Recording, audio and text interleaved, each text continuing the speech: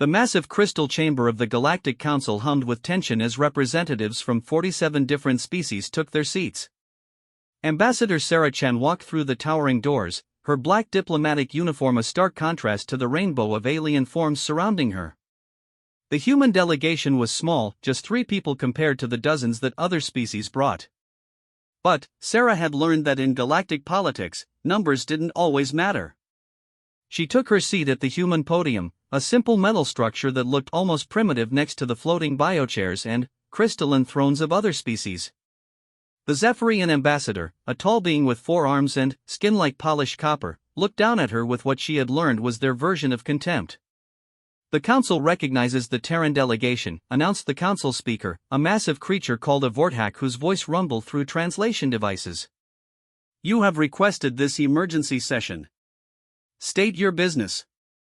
Sarah stood slowly, her movements deliberate and calm. She had practiced this moment for weeks, knowing that everything humanity had worked for in the past 50 years since first contact hung in the balance. The holographic display behind her activated, showing Earth a blue marble spinning peacefully in space. Honored council members, she began, her voice carrying clearly through the chamber's acoustics. 3 standard months ago, human colonies in the Kepler 442 system were attacked without warning or provocation. 7,000 civilians were killed, including children who had never seen Earth except in pictures. The chamber remained quiet, but Sarah could feel the weight of attention. Some species shifted uncomfortably in their seats. Others maintained the stone-faced expressions that passed for diplomacy among the stars. She gestured, and the display changed to show the wreckage of New Geneva colony. Burned buildings, scorched earth, and the twisted remains of what had been a thriving settlement. The attackers left no survivors to tell their story. But they did leave something else. The hologram shifted again, showing weapon signatures and energy patterns that every species in the council would recognize. Sarah watched as understanding dawned on various faces around the chamber. The hegemony weapons were distinctive, crude but effective, leaving radiation signatures that were impossible to fake. The Hegemony Collective has repeatedly claimed this was the action of rogue elements, Sarah continued. They have offered token compensation and promised internal investigations that have produced no results. Meanwhile, our people remain dead, and our colonies live in fear of the next unprovoked attack. The hegemony representative, a creature that looked like a walking tank covered in black chitinous armor, spoke without rising from its position. The human accusations are noted. We have already addressed this matter through proper diplomatic channels. This emergency session is unnecessary drama. Sarah turned toward the hegemony delegation, her expression remaining professionally neutral despite the anger burning in her chest. Unnecessary drama. Is that what you call the murder of 7,000 innocents? Regrettable casualties in a resource dispute, the hegemony representative replied with mechanical coldness. The humans expanded into territory that had been marked for hegemony development. Resistance was encountered. Protocols were followed. The casual dismissal of human lives sent a ripple of murmurs through the chamber. Sarah had expected this response, but hearing it spoken aloud still made her hands clench briefly at her sides. I see, she said quietly. Protocols were followed. She gestured again, and the display changed to show a legal document. This is the territorial agreement signed by all council members, including the Hegemony Collective, establishing the Kepler 442 system as open territory available for colonization by any species willing to develop it peacefully.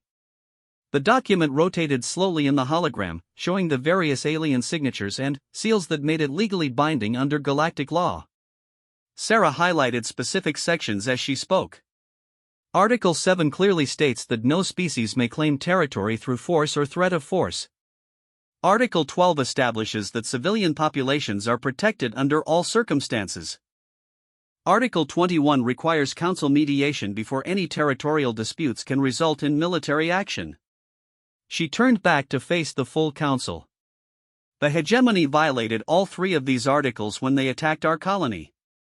Under galactic law, this constitutes an act of war against humanity. The chamber erupted in noise as various species began talking among themselves. The council speaker raised one massive appendage for silence. The human delegation raises valid legal points. However, the matter of enforcement remains complex. The Hegemony Collective is a powerful member of this council, with significant economic and military resources. Sarah felt the familiar frustration that every human diplomat had learned to manage. In the 50 years since humanity had joined the galactic community, they had discovered that justice and law were often secondary to political convenience and economic pressure. So might makes right? Sarah asked, her voice cutting through the chamber's acoustics with surprising sharpness. Is that the message this council sends to smaller species? That if you are powerful enough, you can murder civilians and face no consequences? The Altarian representative, a being that resembled a crystalline tree, spoke in harmonious tones. The humans speak of justice, but they are a young species. They do not understand the complexities of galactic politics. Sometimes compromise is necessary for the greater peace. The greater peace, Sarah repeated slowly. She had heard this phrase countless times in her diplomatic career. It was always used to justify letting the strong prey on the weak. Tell me, honored Altarian, how many of your civilians have been murdered by hegemony forces? None, the crystalline being replied. The Altarian collective maintains proper diplomatic relations. And the Zephyrians? How many of your colonies have been burned to ash? The copper-skinned Zephyrian ambassador's forearms gestured dismissively. Zephyrian territory is well defended and strategically valuable. We face no such threats. Sarah nodded slowly, understanding dawning on her face. I see. So the greater peace means that strong species are safe, while weak species are acceptable losses. She paused, letting her words sink in. How convenient that this philosophy never seems to affect those powerful enough to defend themselves. The hegemony representative made a sound that their translator rendered as mechanical laughter. The human speaks of strength and weakness. Humanity is weak. You have no significant military fleet, no strategic resources, no territorial ambitions worthy of note. You are barely a spacefaring species. Your complaints carry little weight in matters of galactic importance. The chamber fell silent at this blunt assessment. Sarah felt the eyes of 47 species on her, waiting to see how humanity would respond to such a direct insult. She had come here hoping for justice through proper channels. Instead, she was being told that her people's lives meant nothing because they lacked the power to enforce their rights. You are correct, she said quietly, her voice carrying clearly in the sudden silence. Humanity is weak by galactic standards. We have only 12 military vessels compared to your thousands. We control barely a dozen star systems compared to your hundreds. We have been members of this council for only 50 years, which is nothing compared to species that have been here for millennia. She paused, looking around the chamber at the various alien faces watching her. Some showed what she had learned to recognize as sympathy. Others displayed boredom or impatience. A few showed the predatory interest of scavengers sensing weakness. But, you know what humanity does have, she continued, her voice growing stronger. We have very long memories. We remember every slight, every injustice, every time we were told that might makes right. We remember every species that stood by and did nothing while our people were murdered. The council speaker leaned forward in his massive chair. The human delegation speaks in riddles. What is your point? Sarah activated her personal communicator, a simple device that looked primitive compared to the advanced technology surrounding her. Computer, establish connection to Terra Command. A new voice filled the chamber, speaking in crisp English that the universal translators quickly converted for all species present. Terra Command online. Admiral Jackson speaking. Ma'am, we are ready to proceed on your signal. The chamber suddenly became very quiet as the implications of this communication began to dawn on various species. Sarah looked directly at the hegemony representative as she spoke her next words. Admiral, please inform the Council of Operation Reckoning's current status. Yes, ma'am. As of this moment, we have confirmation that all primary targets are locked and ready. Hegemony military installations in the Proxima, Wolf, and Barnard systems are currently under observation by our stealth units. We are prepared to execute simultaneous strikes on your order. The hegemony representative shot to its feet, which for their species involved raising its tank-like body on multiple articulated legs. This is an act of war. You dare threaten the hegemony collective while sitting in the council chambers?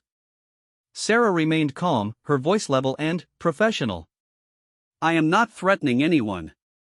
I am simply demonstrating that humanity has learned valuable lessons from our interactions with galactic civilization.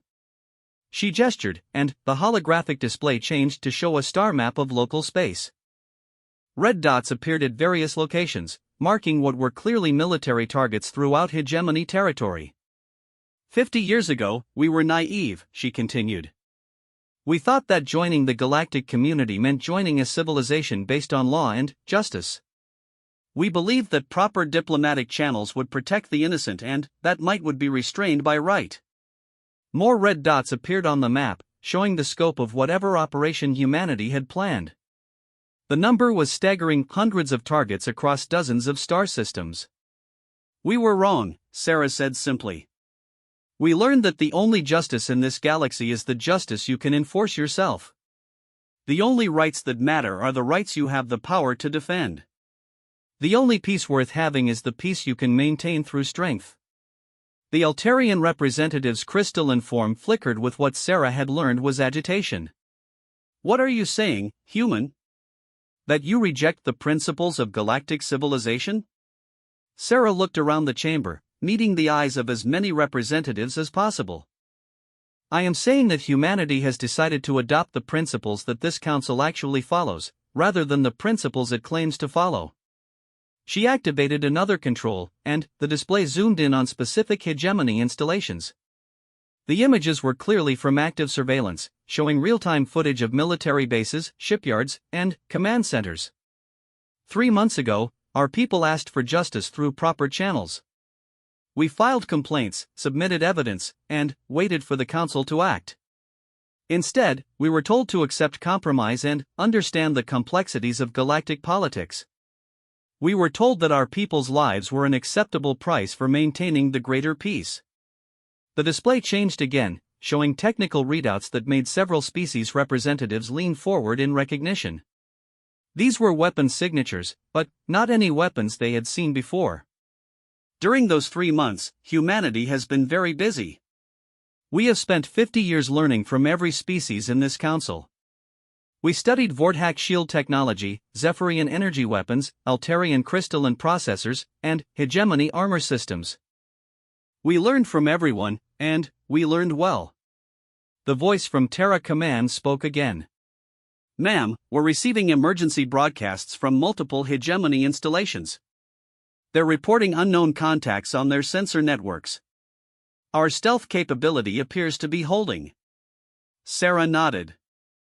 Thank you, Admiral. Please maintain current positions and await further orders. She turned back to face the council, her expression still professionally calm despite the chaos her words were causing.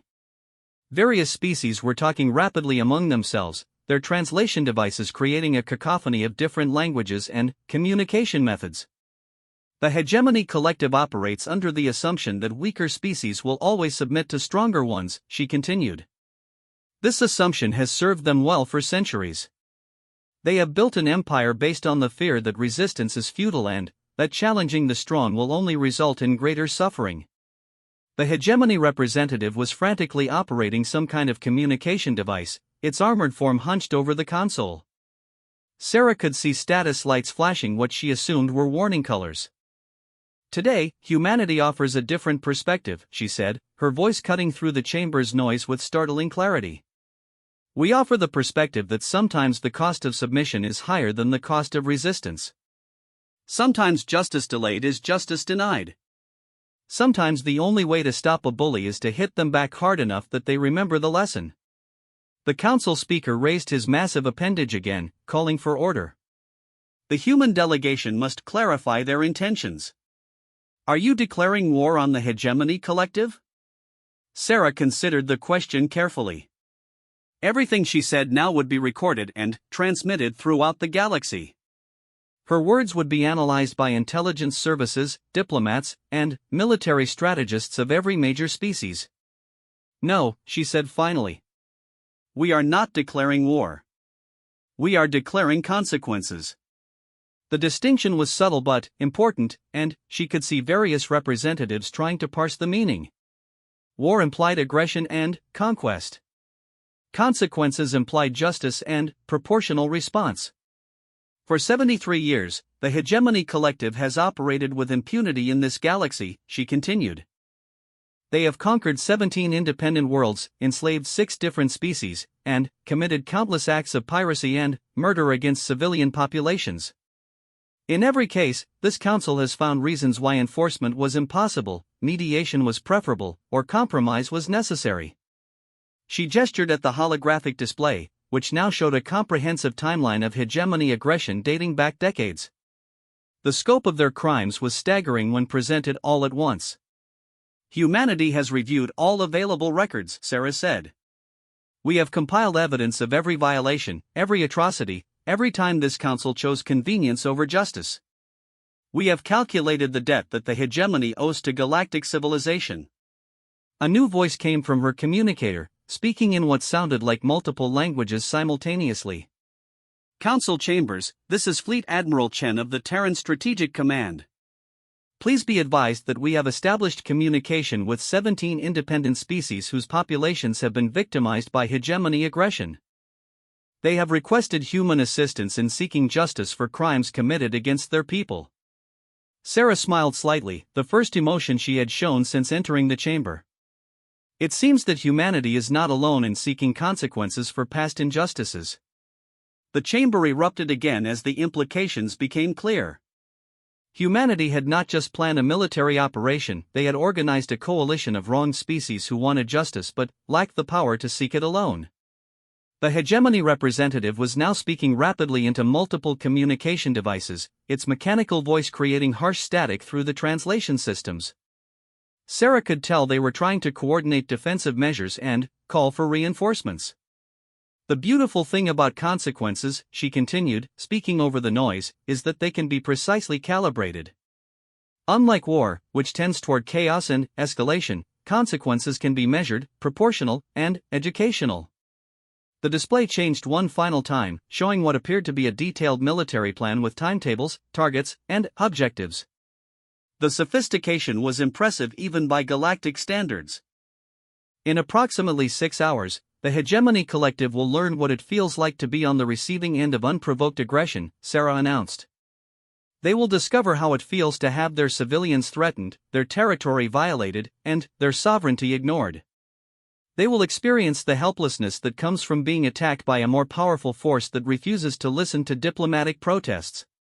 She paused, looking directly at the hegemony representative's multiple eyes. "The only difference is that when they ask for mercy, we might actually listen. Unlike them, we understand the difference between justice and vengeance." The council speaker was frantically trying to restore order to the chamber, but it was too late. The careful diplomatic balance that had maintained galactic peace for centuries had just been shattered by a species that everyone had dismissed as insignificant. "This concludes humanity's presentation to the Council," Sarah said, gathering her materials with calm efficiency. "We look forward to the next session, where we can discuss the hegemony's response to these consequences and their willingness to engage in meaningful dialogue about justice for their victims."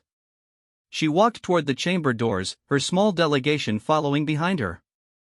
As they reached the exit, she turned back one final time to address the stunned assembly. "To those species who stood by and did nothing while innocents were murdered, remember this moment. Remember that justice delayed is not always justice denied. Sometimes it is just justice with compound interest." The massive doors closed behind them, leaving the Galactic Council to contemplate what they had just witnessed. Humanity had just announced that the rules of galactic civilization were about to change, and there was nothing anyone could do to stop it. Admiral Marcuschan stood on the bridge of the Terra's Revenge, humanity's newest and most advanced warship. Unlike the bulky, armored vessels preferred by most galactic species, the human ship was sleek and angular, built for speed and stealth rather than massive firepower. Every surface was covered in adaptive camouflage that could mimic background radiation or even bend light around the vessel. "Admiral, we have confirmation from all task forces," reported Commander Sarah Mitchell, the ship's tactical officer. "Operation Reckoning is green across all vectors. 96% of primary targets are locked and ready. The remaining 4% are moving but still trackable." Marcus nodded, his eyes focused on the holographic display showing hegemony space. Red markers indicated military installations, shipyards, command centers, and supply depots across 12 star systems. Each marker represented months of intelligence gathering, planning, and positioning. "Any word from the council chambers?" he asked. "Ambassador Chen has completed her presentation," came the reply from the communications station. "She's requesting final confirmation before executing the operation." Marcus took a deep breath. 50 years of diplomacy had led to this moment. 50 years of watching stronger species prey on weaker ones while the galactic community turned a blind eye. Today, humanity would demonstrate that power without accountability was an unsustainable position. "Open a channel to all task force commanders," he ordered. "This is Admiral Chen. You have heard Ambassador Chen's presentation to the Galactic Council. The Hegemony Collective has been given every opportunity to seek peaceful resolution for their crimes against humanity and other species. They have chosen to hide behind their military strength and political influence instead." The bridge crew listened intently as their commander addressed the largest military operation in human history. Ships were positioned throughout hegemony space, each one invisible to conventional sensors thanks to technology that humanity had spent decades developing. "Today, we demonstrate that there are consequences for actions, even for those who believe themselves beyond justice. Every target you have been assigned is a military or strategic installation. There are no civilian targets on our list. We are not conquerors, we are educators. Our goal is not destruction but instruction." Marcus gestured to the tactical display. "The hegemony has operated for decades under the assumption that weaker species would never have the ability or courage to strike back. Today, we prove that assumption wrong. When you execute your missions, remember that you are not just representing humanity. You are representing every species that has suffered under hegemony aggression." On the planet New Carthage, Captain Elena Rodriguez crouched in the shadow of a massive hegemony weapons depot. Her team of 12 Special Forces operators had been in position for 6 weeks, studying guard patterns, security systems, and structural weaknesses. The depot supplied weapons to hegemony forces across 3 star systems. "Reaper 6 to control," she whispered into her throat microphone. "We have visual confirmation of our primary target. Security rotation is proceeding on schedule. No deviations detected." Through her advanced optics, Elena could see hegemony soldiers moving through their routine patrol patterns. They were overconfident, relying on their reputation for overwhelming force rather than actual security. Their patrols were predictable, their sensors were outdated, and their command structure was rigid. "Control to Reaper 6, came the reply. "You are authorized to proceed. Remember minimal collateral damage. We want the facility disabled, not obliterated." Elena smiled grimly. The humans had studied every major galactic conflict for the past century. They had learned that the hegemony's greatest weakness was their inability to adapt quickly to unexpected tactics. Their entire military doctrine was based on overwhelming force applied through conventional channels. Reaper 6 understood. Beginning approach. Her team moved with the fluid precision that came from years of training. Each operator knew exactly where to place their charges for maximum structural damage with minimum risk to personnel. The goal was not to kill, it was to embarrass. Meanwhile, in the Proxima system, Commander Jack Thompson piloted his stealth fighter through the outer defenses of a hegemony shipyard. The facility was responsible for producing their heavy cruisers, massive vessels designed to intimidate smaller species into submission. "Ghost Leader to Ghost Squadron," he transmitted to his wingmen. "Target acquired. Beginning final approach vector. Remember, we want those ships disabled, not destroyed. The goal is to make them look incompetent, not to create martyrs." The human fighters were marvels of engineering, combining technologies borrowed from every major species and refined through human ingenuity. They were faster than Zephyrian interceptors, more maneuverable than Altarian drones, and more heavily armed than anything their size had a right to be. Ghost Squadron, this is Control. You are cleared for engagement. Make it count. Jack's fighter slipped through the shipyard's defensive network like a ghost through a wall. Hegemony sensors were designed to detect large, heavily armed vessels approaching on conventional attack vectors. They were not prepared for small, stealthy fighters that could approach from any angle and disappear before defensive systems could lock on. Back on the Council Chamber's observation deck, various species representatives watched in stunned silence as reports began flooding in from across hegemony space. The attacks were simultaneous, coordinated, and devastatingly effective. The Zephyrian ambassador's forearms gestured frantically as he processed the incoming data. This is impossible. The humans have only 12 major warships. How are they mounting attacks across 12 star systems simultaneously? The Altarian representative's crystalline form flickered with confusion. Our intelligence reports indicate that humanity lacks the military infrastructure for such an operation. Their fleet capabilities are minimal compared to established galactic powers. Ambassador Sarah Chen, who had remained on the observation deck to monitor the situation, smiled slightly. Perhaps your intelligence reports were based on outdated assumptions about human capabilities. She activated a portable holographic projector, displaying real-time feeds from multiple hegemony installations under attack. The images showed human forces moving with precision and coordination that impressed even seasoned military observers. For 50 years, humanity has been dismissed as a minor species with limited military potential, she said. This assessment was based on conventional measures of naval strength, the number of large warships, the size of standing armies, the extent of territorial control. The hologram shifted to show a comparison chart between human military assets and those of major galactic powers. By traditional metrics, humanity ranked near the bottom in every category. However, Sarah continued, these metrics assume that future conflicts will resemble past conflicts. They assume that military power will be measured by the ability to deploy overwhelming force through conventional means. The display changed again, showing the current status of Operation Reckoning. Green indicators marked successful penetrations of hegemony defenses, while blue indicators showed objectives being secured with minimal resistance.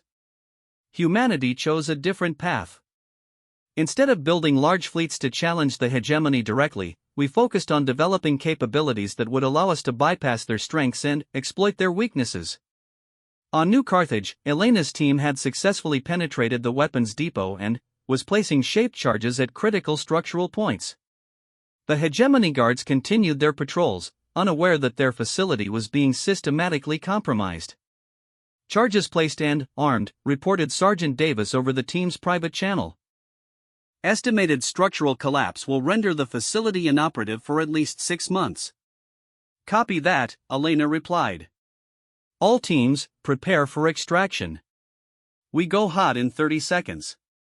The human approach to warfare had evolved significantly since their integration into galactic civilization.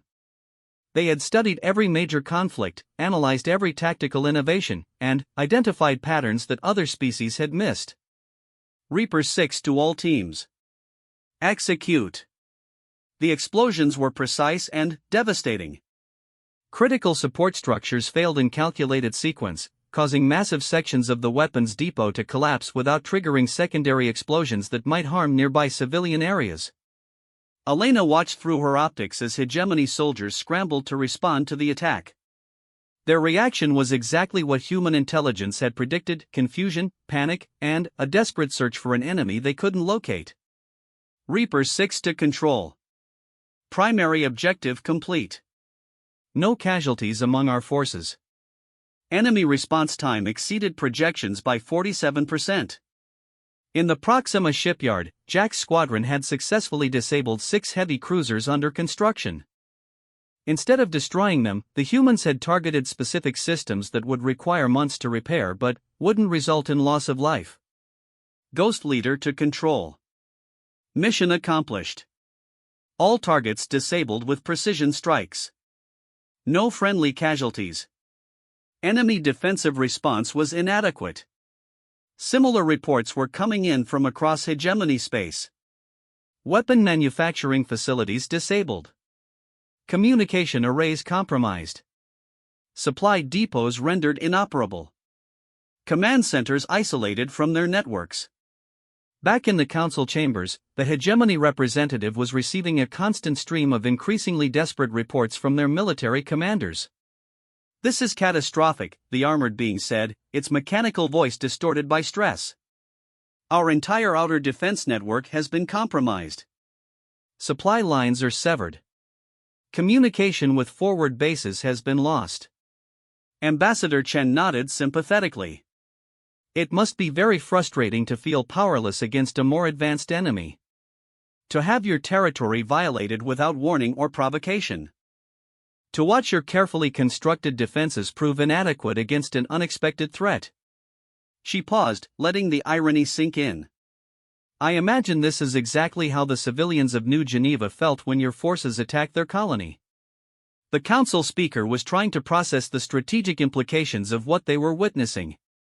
The humans appear to have developed military capabilities that exceed their known technological base. How is this possible? Sarah gestured to the holographic display, which now showed the broader scope of the operation. Human forces were operating in areas of space that no one had known they could reach, using technologies that no one had realized they possessed. Humanity has been planning this operation for 3 years, she revealed. Every diplomatic failure, every council session where justice was denied, every time we were told to accept compromise, all of it contributed to our understanding that peaceful resolution was impossible. The display zoomed in on specific tactical details, showing how human forces had infiltrated hegemony space over months and years. Stealth ships hiding in asteroid fields. Intelligence operatives gathering data on military installations. Supply caches positioned for long-range operations. We realized that the only way to achieve justice was to demonstrate that the hegemony's apparent strength was actually a weakness. They had become dependent on their reputation for invincibility. They had stopped preparing for serious opposition. Admiral Chen's voice came through the communication system again. "Council chambers, this is Terra Command. Phase 1 of Operation Reckoning is complete. All primary targets have been successfully engaged. Hegemony military effectiveness in the targeted systems has been reduced by an estimated 67%. The numbers were staggering. In less than 4 hours, humanity had crippled military installations across 12 star systems without suffering a single casualty. Phase 2 is ready to commence on your signal, Ambassador," the Admiral continued. "However, we are prepared to halt operations if the Hegemony Collective is ready to discuss meaningful reparations for their past actions." Sarah looked directly at the Hegemony representative. "The choice is yours. You can continue to rely on your military strength, in which case you will discover that it is not as overwhelming as you believed. Or you can acknowledge that your actions have consequences and engage in genuine dialogue about justice for your victims." The armored being was clearly struggling to process the situation. For centuries, the hegemony had operated under the assumption that their military superiority was unassailable.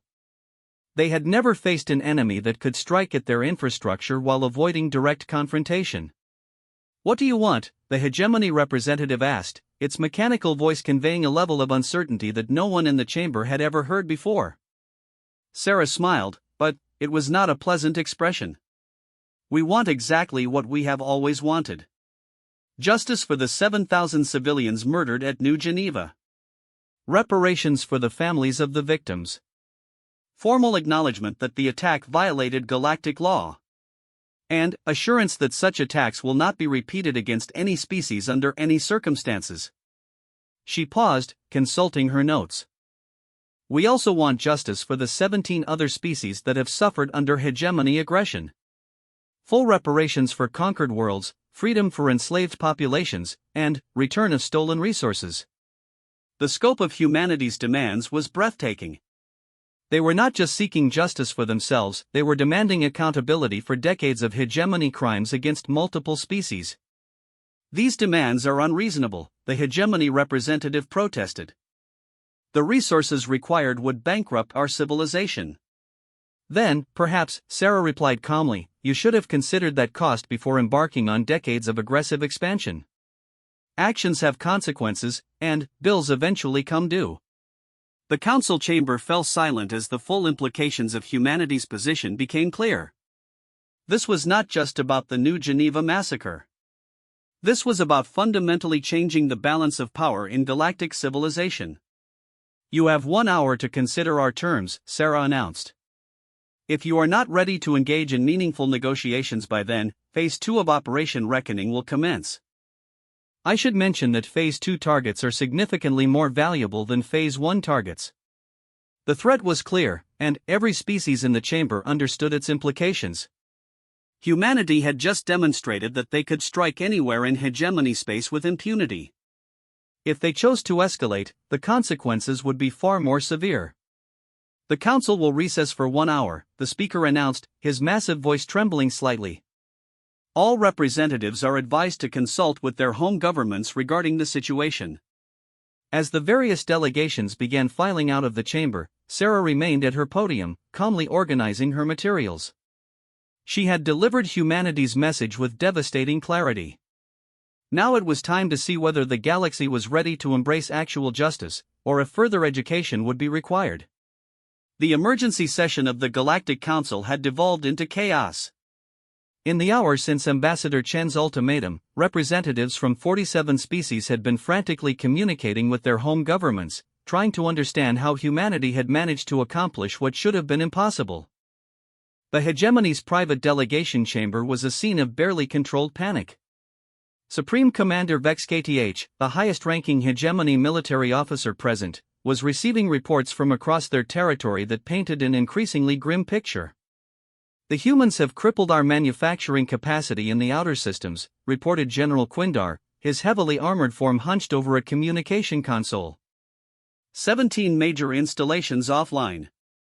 Supply chains severed. Communication networks compromised. Vex KTH's 4 primary eyes fixed on the tactical display showing their territory. Red indicators marked damaged or destroyed facilities, while amber warnings showed installations that had lost communication. The scope of the human attack was staggering. How many ships did they use? The Supreme Commander demanded. Our intelligence reports show humans have only 12 major vessels. That's what makes this so incomprehensible, replied Intelligence Director Rathmore. We're tracking attack signatures from at least 60 different human units operating simultaneously across our space. Either their intelligence was completely wrong, or they've developed capabilities we didn't know existed. The truth was even more disturbing. Humanity had not built a massive fleet to challenge the hegemony directly. Instead, they had created something far more dangerous, a highly mobile, technology-advanced force that could strike anywhere without warning and disappear before defenders could respond. Meanwhile, in a secure conference room adjacent to the main chamber, several other species representatives were conducting their own emergency meeting. The Altarian, Zephyrian, and Vorthak delegations had requested privacy to discuss the implications of humanity's demonstration. This changes everything, said Ambassador Thelnara of the Altarians, her crystalline form flickering with agitation. If humans can strike hegemony installations with such precision and coordination, no species in the galaxy is safe from similar treatment. The Zephyrian ambassador, Korvash, gestured with all 4 arms in a display of concern. Our analysis suggests the humans have been planning this operation for years. The level of intelligence gathering and strategic preparation indicates a long-term commitment to this course of action.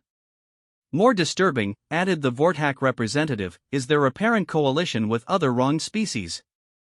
This is not just a human operation, it's a coordinated uprising of the galaxy's weaker civilizations. The implications were profound. For centuries, galactic politics had operated on the assumption that smaller species would accept their place in the established order. The idea that they might coordinate resistance against more powerful civilizations was a nightmare scenario for those at the top of the political hierarchy.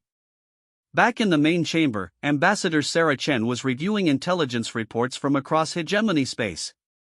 The success of Phase 1 had exceeded even the most optimistic projections. "Ma'am," said Commander Martinez, her military liaison, were receiving communications from 17 different species requesting coordination for their own justice operations. The Kepler refugees want to reclaim their homeworld. The Tau Ceti survivors are asking for assistance in confronting their former oppressors. Sarah nodded. This was exactly what humanity had hoped would happen. By demonstrating that resistance was possible, they had encouraged other victims to step forward and demand their own justice. "What's our force status?" she asked. All units report green. 0 casualties, minimal equipment loss. Phase 2 is ready to execute on your command. Phase 2 was significantly more ambitious than Phase 1. Instead of targeting peripheral installations, humanity planned to strike at core hegemony infrastructure, shipyards, command centers, and strategic resource facilities that were supposedly protected by their most advanced defenses. The hour deadline was approaching when the council chambers received an unexpected communication. Admiral Chen's voice filled the chamber, but this time he was not alone. "Council chambers, this is Terra Command. Please be advised that we have received formal requests for assistance from 19 independent species seeking justice for past grievances against various council members." The implication was clear: the hegemony was not the only target. Humanity had compiled evidence of injustices throughout the galaxy and was prepared to enforce consequences wherever they found them. "We are transmitting a comprehensive list of grievances and proposed resolutions to all council members. Species that have committed acts of aggression against civilian populations will have the opportunity to negotiate reparations. Those that refuse will face educational consequences." The chamber erupted in noise as various species representatives realized that humanity's operation was far broader than anyone had imagined. They had not just targeted one aggressor, they had appointed themselves as enforcement agents for galactic justice. Ambassador Chen stood calmly at her podium as chaos swirled around her. This was the moment she had been working toward for 3 years, the moment when the galaxy's power structure would be forced to acknowledge that actions had consequences regardless of political influence. The hegemony representative struggled to its feet, its mechanical voice cutting through the noise. "We demand an immediate cessation of hostilities. These attacks are acts of war against a sovereign member of the Galactic Council." Sarah turned toward the armored being with an expression of cold professionalism. "You are experiencing consequences for your actions. These consequences will continue until you acknowledge responsibility for past crimes and agree to meaningful reparations for your victims." "The Council will not permit this precedent," the hegemony representative declared. "If weaker species can attack stronger ones with impunity, galactic civilization will collapse into chaos." Sarah smiled, and several species representatives found the expression genuinely frightening. "Galactic civilization has already collapsed into chaos. The only difference is that until today, the chaos was limited to species too weak to defend themselves. Now everyone gets to participate equally."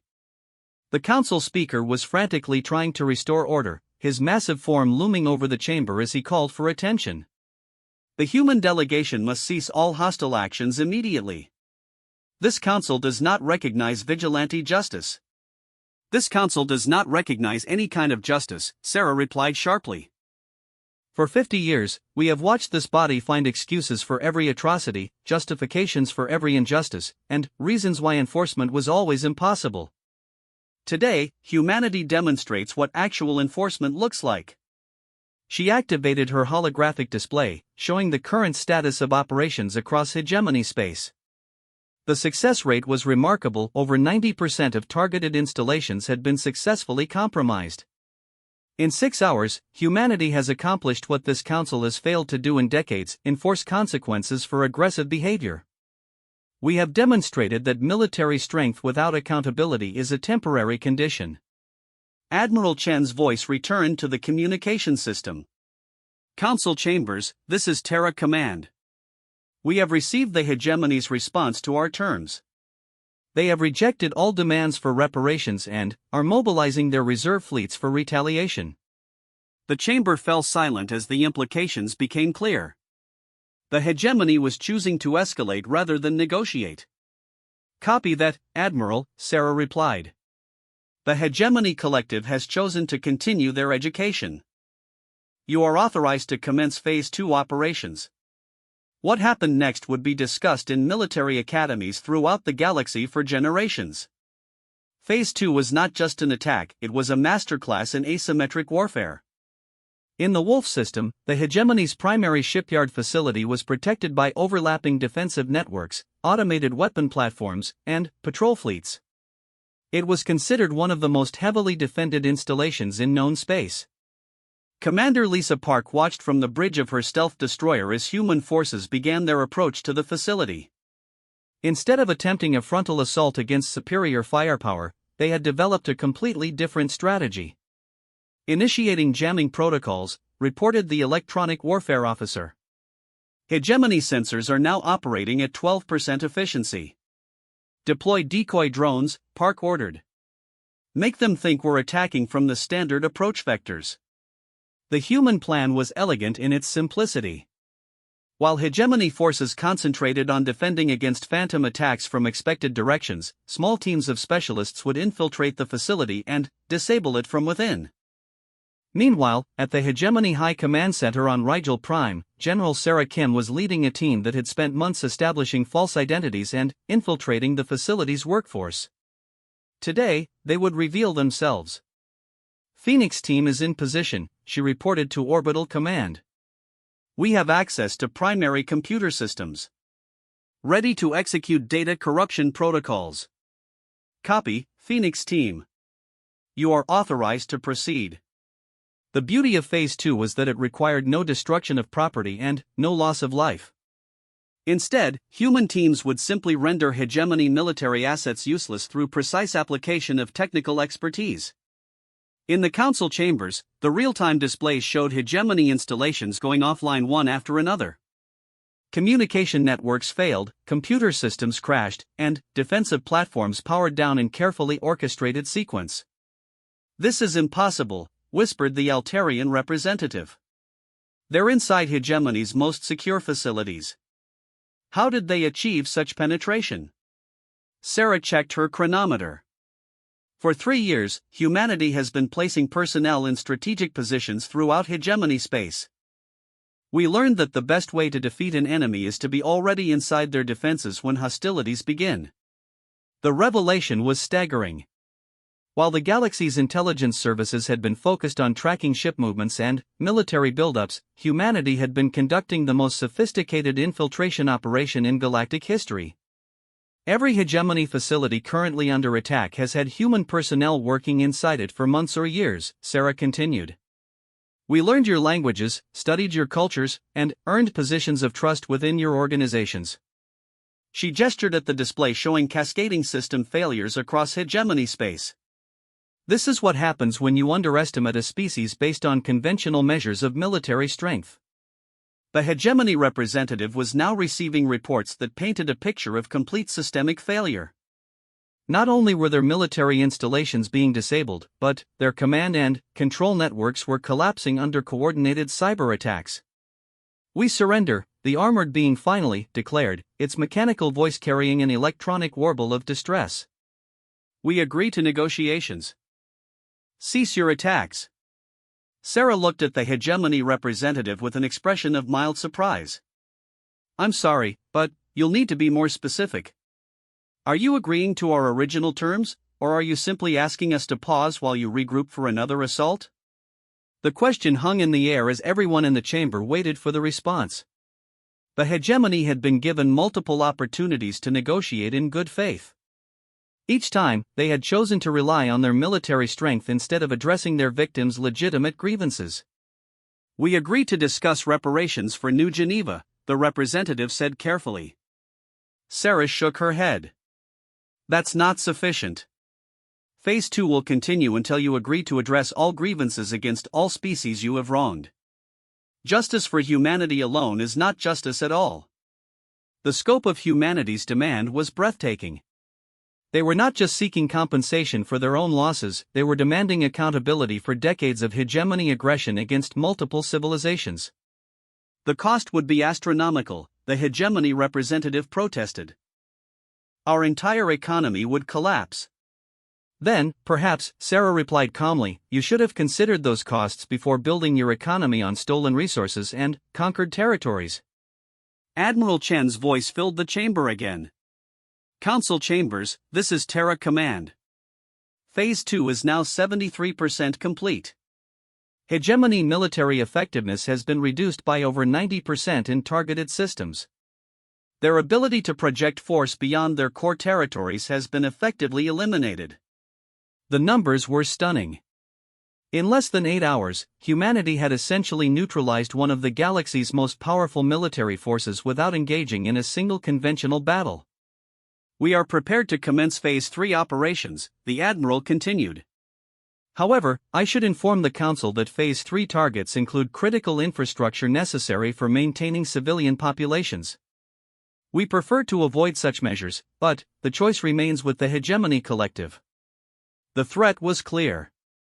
Humanity had demonstrated surgical precision in targeting military assets while avoiding civilian casualties. Phase 3 would expand the target list to include infrastructure that would affect the entire hegemony population. You're threatening genocide, accused the Zephyrian ambassador. Sarah turned toward the four-armed being with an expression of cold fury. We are threatening consequences. The hegemony has spent decades terrorizing civilian populations throughout the galaxy. Today, they get to experience what that feels like. She paused, her voice becoming deadly quiet. The difference is that when they ask us to stop, we might actually listen. How many species begged the hegemony for mercy over the years? How many civilian populations pleaded for their lives before being conquered or enslaved? The chamber fell silent as representatives contemplated the implications. Humanity was not just seeking victory, they were teaching a lesson about proportional response and the importance of limiting violence to legitimate targets. You have 15 minutes to provide an answer, Sarah announced. Agree to our full terms for comprehensive reparations to all wronged species, or explain to your civilian population why their infrastructure is failing because their government prefers pride to pragmatism. The countdown had begun, and everyone in the galaxy was watching to see whether the hegemony would choose wisdom or destruction. The 15 minutes of silence that followed Ambassador Chen's ultimatum felt like an eternity to every being in the council chambers. Representatives from 47 species watched their personal communication devices, monitoring reports from across the galaxy as word spread about humanity's devastating military operation. Supreme Commander Vex KTH of the Hegemony was receiving increasingly desperate communications from his field commanders. The human attacks had been so precise and coordinated that many installations hadn't even realized they were under assault until critical systems had already failed. Sir, we've lost primary communications with the entire Outer Rim defense network, reported General Quindar, his armored form hunched over multiple display screens. 17 shipyards are offline. Our manufacturing capacity has been reduced by 67%. What about our reserve fleets? Vex KTH demanded. Surely we can mount some kind of counterattack? That's the problem, sir. The humans didn't just attack our installations, they attacked our ability to coordinate responses. Our command networks are compromised. Our supply lines are severed. Individual ships are functional, but they can't communicate effectively or receive strategic guidance. The revelation was devastating. Humanity had not simply targeted military assets, they had systematically dismantled the hegemony's ability to function as a unified military force. Meanwhile, in the smaller conference chambers, other species were conducting emergency sessions to discuss the implications of humanity's demonstration. The Altarian delegation had convened with representatives from 6 allied species to assess their own vulnerabilities. If the humans could infiltrate hegemony installations this thoroughly, said Ambassador Thelnara, her crystalline form flickering with concern, what's to stop them from doing the same to us? The Vortak representative, Ambassador Gorthmak, rumbled his response through the translation systems. More concerning is their apparent coalition with other wronged species. Our intelligence suggests they've been coordinating with 17 different civilizations that have grievances against various council members. Including us, asked the draconian representative nervously. The question hung in the air like a toxic cloud. Every species in the chamber had, at some point in their history, taken advantage of weaker civilizations. The idea that those victims might now have human backing was terrifying. In the main chamber, Ambassador Sarah Chen was reviewing the latest intelligence reports while maintaining her position at the human podium. The operation was proceeding even better than planned, but she knew the most crucial moment was still ahead. "Ma'am," whispered Commander Martinez, "we're receiving communications from multiple species requesting immediate meetings to discuss their own histories." It seems everyone is suddenly interested in reviewing their past actions. Sarah suppressed a smile. Fear was a powerful motivator, and the galaxy's stronger species were finally beginning to understand what it felt like to be vulnerable. The council speaker's massive voice filled the chamber as the deadline approached. The Hegemony Collective will now respond to human demands. Supreme Commander Vex KTH struggled to his feet, his heavily armored form creating metallic scraping sounds as he moved. The proud military leader who had entered the chamber 8 hours earlier was now visibly shaken. The Hegemony Collective. He began, then paused as another urgent communication reached him. His posture sagged further as he processed the latest reports. "The Hegemony Collective agrees to negotiations regarding reparations for past actions," he said finally, his mechanical voice lacking its earlier confidence. Sarah raised an eyebrow. All past actions? Against all wronged species? With full acknowledgement of responsibility and meaningful compensation? The commander hesitated, clearly struggling with the magnitude of what was being demanded. For centuries, the hegemony had operated under the assumption that their military superiority exempted them from accountability. We need time to calculate the full scope of such reparations," he said carefully. "You have had decades to consider the consequences of your actions," Sarah replied sharply. "Today, those consequences are being delivered whether you're ready for them or not." She gestured to her communication device. "Admiral Chen, the hegemony requires additional motivation to engage in meaningful negotiations. Please commence Phase 3 operations." "Wait!" Vex KTH called out desperately. "We agree to your terms. Full reparations to all affected species. Complete acknowledgement of past crimes."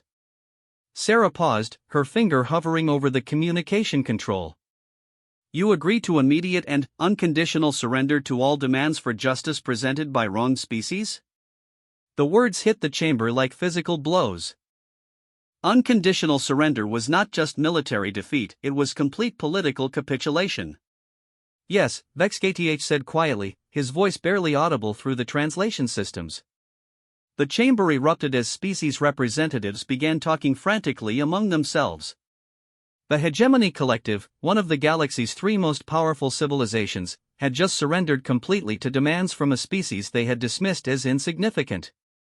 "Admiral Chen," Sarah said calmly into her communicator, "Phase 3 is postponed pending verification of hegemony compliance. Please maintain all current positions and prepare detailed documentation of damages and operational costs." "Understood, Ambassador. All human forces are standing by." Sarah turned to address the full council, her expression professional but with an undertone of satisfaction. "The Hegemony Collective has agreed to make full reparations for past crimes against multiple species. This demonstrates that even the most powerful civilizations can learn to accept accountability for their actions." But her work was far from finished. The hegemony's surrender was only the beginning of what humanity had planned. However, she continued, the hegemony is not the only species that has benefited from the current system's failure to enforce justice. This council has spent centuries protecting strong species from the consequences of their actions while abandoning weak species to suffer alone. She activated her holographic display, which now showed a comprehensive map of the galaxy with color-coded indicators marking various species' territories. Red indicators show civilizations that have committed aggressive acts against weaker species within the past century. Yellow indicators show civilizations that have failed to provide assistance to victims when they had the power to help. Green indicators show civilizations that have consistently supported justice and accountability. The chamber fell silent as representatives studied the display. There were very few green indicators. Most species' territories were marked in red or yellow, indicating either active aggression or passive complicity in galactic injustice. Humanity has spent 3 years documenting every instance of preventable suffering caused by this council's failure to enforce its own laws, Sarah announced. Today, we begin the process of correcting those failures. The Zephyrian ambassador shot to his feet, all four arms gesturing in agitation. You cannot hold the entire galaxy accountable for historical actions. Many of these events occurred before current leadership took power. Sarah fixed him with a cold stare. Tell that to the victims who are still suffering from those historical actions. Tell that to species that are still enslaved, still displaced from their homeworlds, still denied justice because the perpetrators are too powerful to challenge. She gestured again, and the display zoomed in on Zephyrian territory, highlighting several systems marked with amber warning indicators. The Zephyrian Collective currently occupies 17 star systems that were taken by force from the Kepler Commonwealth during the Resource Wars. The original inhabitants were declared primitive and relocated to reservation zones with minimal resources. The four-armed ambassador's skin shifted to a darker copper color that Sarah had learned indicated distress. Those territories were legally acquired through council-approved development rights. Development rights purchased with economic pressure applied while the Kepler Commonwealth was recovering from a natural disaster that had devastated their homeworld, Sarah corrected. They were forced to sell their territories for a fraction of their value because they needed immediate resources to save their population. She paused, letting the details sink in. Today, Kepler refugees live in poverty while Zephyrians extract wealth from territories their ancestors built. How is this different from theft? The question resonated through the chamber as other species began to recognize similar patterns in their own histories. The galaxy's power structure was built on centuries of strong civilizations taking advantage of weak ones during moments of crisis. This is impossible, protested the Altarian representative. You cannot expect every species to return territories acquired through legal means, even if those means seem questionable in retrospect. Sarah smiled, and, once again, several beings found the expression genuinely unsettling. Legal means. Yes, let's discuss the legality of galactic territorial acquisition. The holographic display shifted to show legal documents, treaties, and trade agreements dating back centuries. Each document was accompanied by data showing the circumstances under which it had been signed. 93% of territorial transfers in the past 500 years occurred while the weaker party was experiencing economic crisis, natural disaster, or military pressure from external forces, Sarah announced. The stronger party consistently used temporary weakness to extract permanent concessions. She highlighted specific examples as she spoke. The Draconian hegemony acquired mineral rights to the Tau Ceti system while the local population was dealing with a plague that had killed 30% of their workforce. The Crystalline Coalition purchased exclusive trade rights to the Vega cluster while the indigenous species was recovering from a massive solar flare that had destroyed their infrastructure. The pattern was clear and undeniable. The galaxy's major powers had built their wealth and territory through systematic exploitation of weaker species during moments of vulnerability.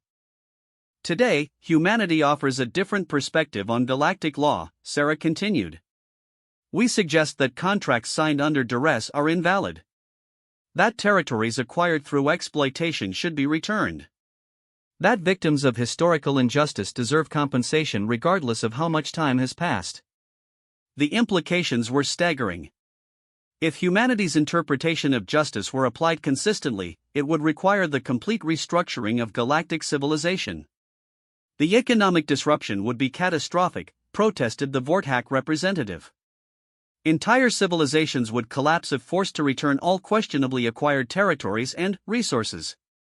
Sarah nodded sympathetically. Yes, it would be very disruptive to have your wealth and power taken away without warning or compensation. Very similar to what happened to the original owners of those territories and resources. The parallel was perfect and devastating. The galaxy's powerful species were being asked to experience exactly what they had inflicted on others throughout history. You have a choice, Sarah announced. You can work with humanity and the coalition of wrong species to develop fair solutions that provide justice for victims while allowing reasonable transition periods for current occupiers. Or you can resist, in which case you will discover that the hegemony's military superiority was not unique. She activated her communicator again. Admiral Chen, please provide the Council with an overview of coalition military capabilities. Certainly, Ambassador. The coalition now consists of 23 species with combined fleet assets of over 4,000 vessels. More importantly, we have established the Galactic Justice Corps, a joint military organization trained in the same infiltration and asymmetric warfare techniques demonstrated against the hegemony. The numbers were shocking. While everyone had been focused on the dramatic human attacks against hegemony installations, humanity had been quietly organizing a military alliance that rivaled the galaxy's major powers. Each coalition member has contributed personnel and resources to joint operations, Admiral Chen continued. We have the capability to simultaneously enforce justice operations against any civilization in the galaxy that refuses to address legitimate grievances from wronged species. The council chamber had become completely silent as the full scope of humanity's plan became clear. This was not just about punishing the hegemony or seeking justice for New Geneva. This was about fundamentally changing how galactic civilization operated. The age of might making right is over, Sarah announced. Today begins the age of accountability and justice. Every species that has benefited from exploiting others will have the opportunity to make amends. Those that refuse will learn what it feels like to be on the receiving end of overwhelming force. She looked around the chamber, meeting the eyes of as many representatives as possible. The choice is yours. You can be part of building a just galaxy, or you can be obstacles that need to be removed. But, the old system of allowing the strong to prey on the weak with impunity ends today. The silence stretched on as 47 species contemplated the end of an era and the beginning of something entirely new. 6 months later, the same crystal chamber of the Galactic Council looked dramatically different. Where once 47 species had sat in carefully arranged hierarchies based on military and economic power, now nearly 200 representatives filled expanded seating areas. The coalition of wronged species had grown exponentially as word spread that justice was finally possible. Ambassador Sarah Chen entered the chamber wearing the same black diplomatic uniform, but the atmosphere that greeted her was entirely changed. Instead of the dismissive glances and barely concealed contempt she had once faced, she now received respectful nods and careful attention from every being present. The transformation had been remarkable.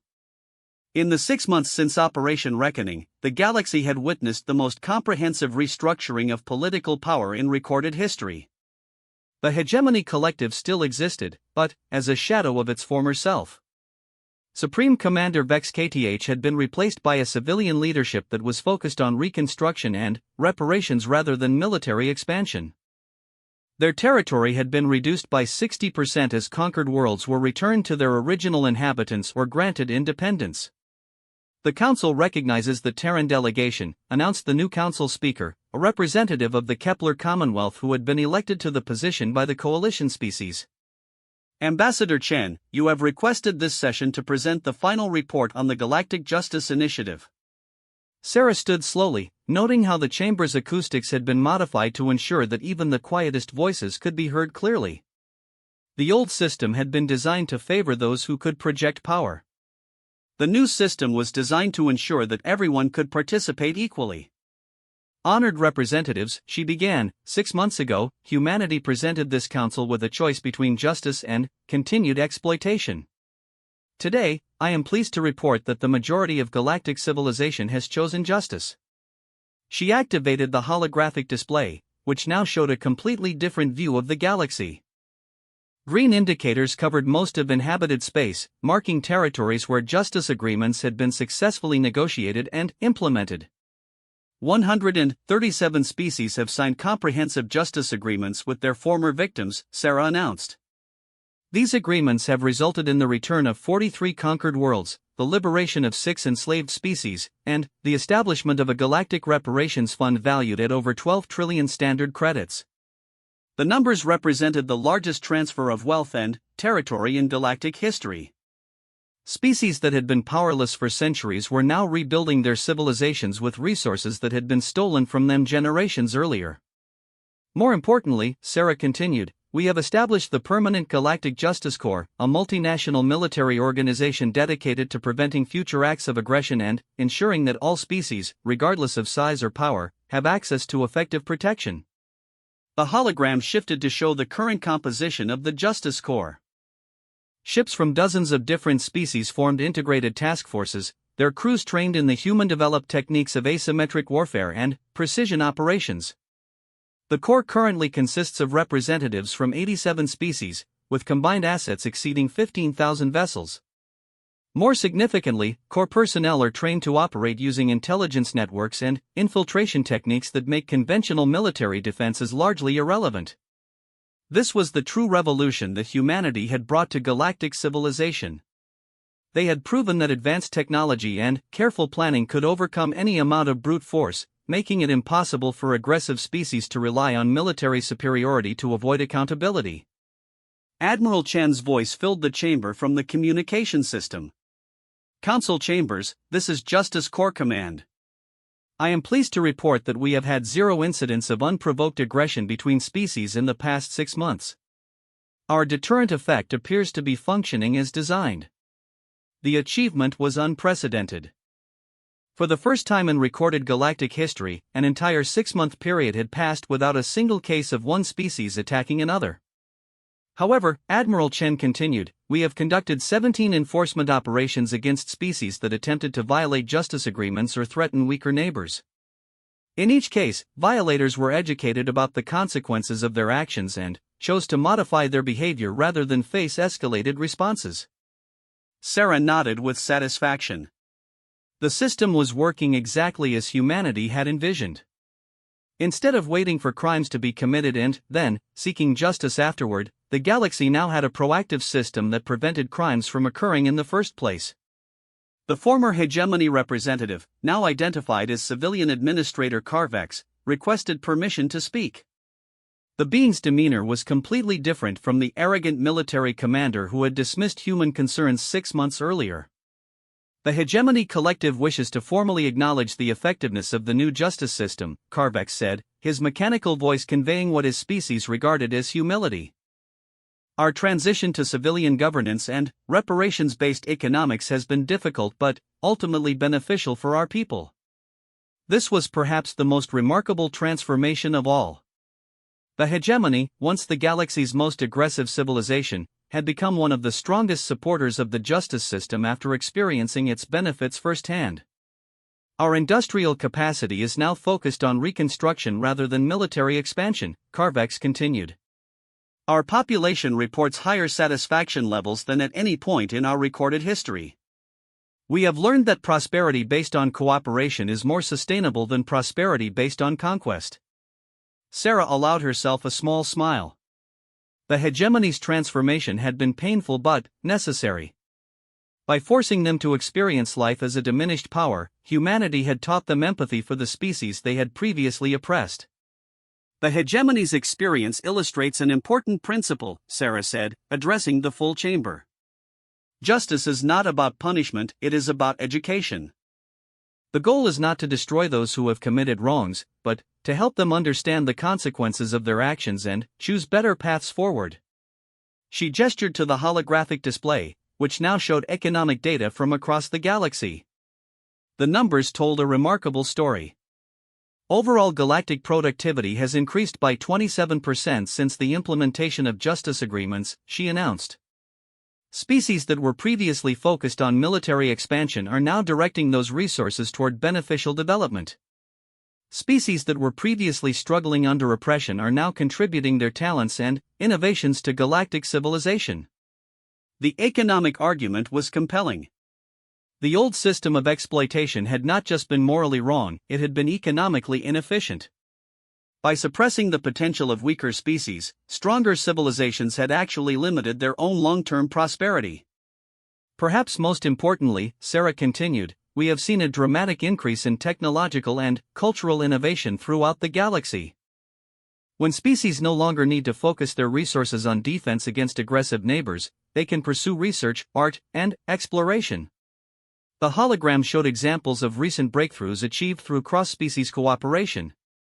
medical advances developed by formerly enslaved populations, energy technologies created by species that had been stripped of their resources, cultural exchanges that had enriched civilizations throughout the galaxy. The Kepler Commonwealth has developed new terraforming techniques that can restore damaged ecosystems in half the previous time, Sarah announced. The Tau Ceti Collective has created quantum communication networks that enable instantaneous coordination across galactic distances. The Vega Indigenous Council has produced artistic works that have inspired peace movements throughout civilized space. Each of these species had been victims of historical injustices. Now, freed from oppression and provided with resources to rebuild, they were contributing innovations that benefited everyone. The Altarian representative, Thelnara, requested permission to speak. Her crystalline form flickered with what Sarah had learned to recognize as their version of respectful attention. The Altarian Collective wishes to formally apologize for our initial resistance to the Justice Initiative, she said, her harmonic voice carrying clear sincerity. We feared that returning questionably acquired territories would lead to economic collapse. Instead, we have discovered that legitimate economic relationships are more profitable than exploitative ones. This admission carried particular weight. The Altarians had been one of the most vocal opponents of the justice system, arguing that it would destroy galactic civilization. Their conversion to supporters demonstrated how wrong the established powers had been about the consequences of justice. Our trade relationships with formerly oppressed species are now based on mutual benefit rather than coercion, Thelnara continued. The result has been increased trust, better cooperation, and higher profits for all parties involved. Sarah nodded approvingly. This was exactly what humanity had predicted would happen once the galaxy moved beyond exploitation-based relationships. The justice system has proven that moral behavior and practical success are not contradictory, she said. In fact, sustainable prosperity requires moral behavior. Civilizations built on exploitation inevitably face resistance and instability. Civilizations built on cooperation and justice tend to grow stronger over time. The holographic display shifted to show long-term projections for galactic development under the new system. The models predicted continued growth in prosperity, innovation, and stability as more species were integrated into cooperative relationships.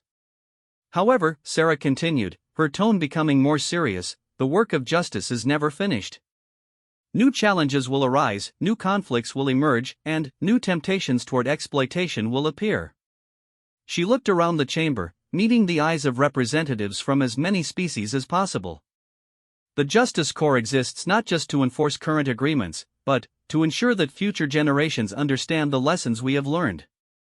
Every species, no matter how powerful, must remember that actions have consequences. Admiral Chen's voice returned to the chamber. Council Chambers, this is Justice Corps Command. I want to report on our current operational status and future planning. The Corps now maintains monitoring networks throughout inhabited space, he announced. We have early warning systems that can detect potential conflicts before they escalate. We have diplomatic teams trained to mediate disputes before they require military intervention. And we have enforcement capabilities that can respond to violations anywhere in the galaxy within 72 hours. The comprehensive nature of the system was impressive even to those who had helped design it. The galaxy now had effective mechanisms for preventing conflicts, resolving disputes, and enforcing accountability. More importantly, Admiral Chen continued, we have begun training programs for younger generations of all species. These programs teach conflict resolution, cultural understanding, and the principles of justice that form the foundation of our new galactic civilization. This educational component was perhaps the most important aspect of the entire initiative. By teaching children from all species to value justice and cooperation, humanity was ensuring that future generations would not repeat the mistakes of the past. The human delegation has one final announcement, Sarah said, her voice carrying a note of formality that commanded attention throughout the chamber. She activated her personal communicator, and a new voice filled the chamber, President Martinez of the Terran Federation, speaking from Earth. Representatives of galactic civilization, President Martinez began, 6 months ago, humanity reluctantly accepted the responsibility of enforcing justice throughout the galaxy. Today, we are pleased to announce that this responsibility is ready to be transferred to the galactic community as a whole. The announcement sent a ripple of surprise through the chamber. Everyone had assumed that humanity would maintain permanent control over the justice system they had created. The Terran Federation hereby proposes the establishment of a permanent Galactic Justice Council, the President continued.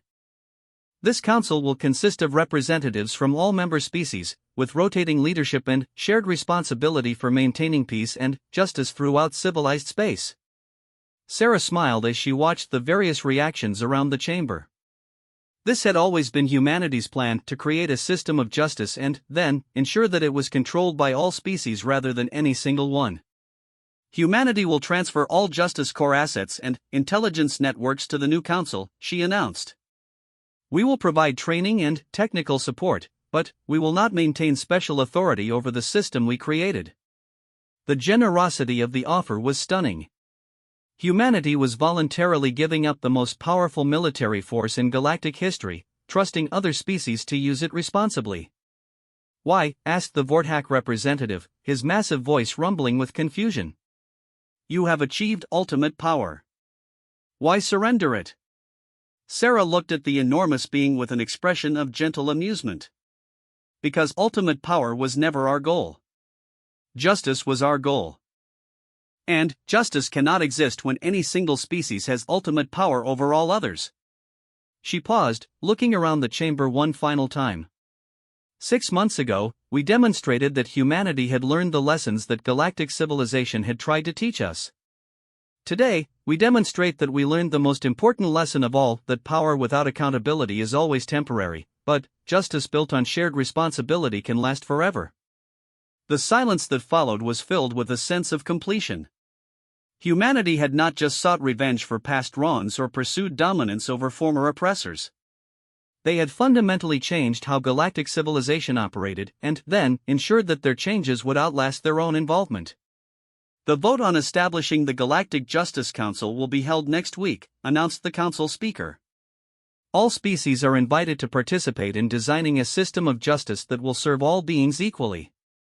As the session concluded and representatives began filing out of the chamber, many paused to speak with Ambassador Chen.